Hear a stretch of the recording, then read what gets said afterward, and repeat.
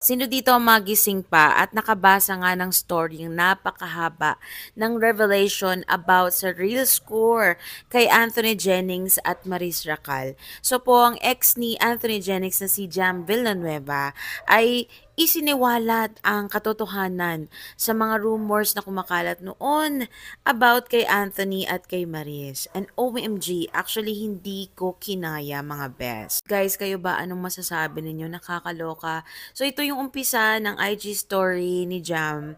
Well, hindi natin mapakita dito yung conversation, but I'm pretty sure may kita nyo yan online kasi kalat na talaga.